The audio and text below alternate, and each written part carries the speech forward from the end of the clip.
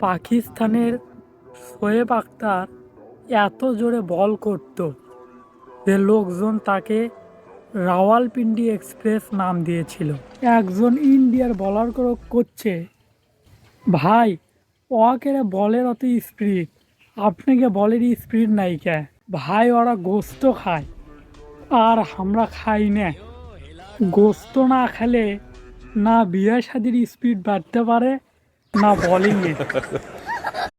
পাকিস্তানের শোয়েব আখতার এত জোরে বল করত যে লোকজন তাকে রাওয়ালপিন্ডি এক্সপ্রেস নাম দিয়েছিল।